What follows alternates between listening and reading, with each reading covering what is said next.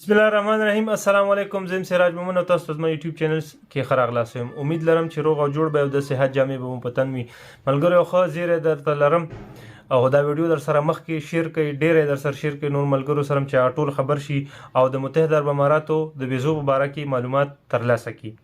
دغه پوسټ عبدالصمد افغان شیر کړی دی چې دا سوشل اکټیویست دی، ملته افغانان د پاره کار کوي او متحده عرب اماراتو کې ژوند کوي.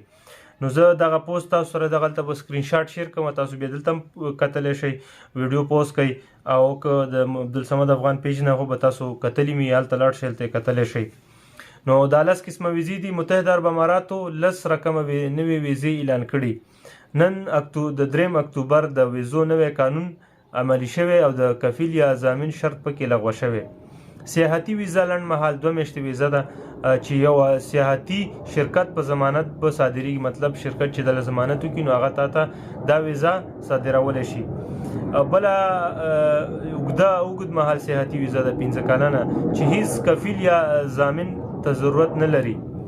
دویم نمبر د ملګرو یا د خپلوانو ویزا. دریم د کار موقتي ویزا یا د کار تجربه‌ای ویزا. څلورم د کار موندنې ویزا. پنځم د تجارت فرصتونو موندنې ویزا. شپږم د علاج ویزا، شفاخانه کولی شي دا ویزا وباسي. اووم درسي ویزا، کفالت به یې پوهنتونونه کولی شي. اتم د ډیپلوماتیک ویزا، سفارتونه یا کونسلګري. نهم ترانزیټي ویزا او لسم چې کوم د په خلیج هیوادونو کې مقیم خلکو ته ویزا. نو بیا دی عبدالصمد افغان ورور پکې خپل نظر هم شریک کړی وي. زما په نظر بهترینه ویزا یې د سیاحتي 15 کلنه ویزا ده.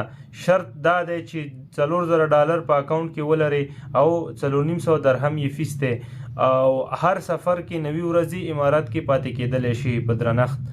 نو دغه پوسټ ملګرو عبدالصمد افغان شیر کړی و چې ما تاسو سره په ویډیو کې شیر کړ. نو ویډیو چې څومره مخکې در سره ملګرو سره شیر کولی شئ، شیر یې کوئ او زموږ یوټیوب چینل در سره ضرور سبسکرایب کړئ. تر بلې ویډیو پورې والسلام.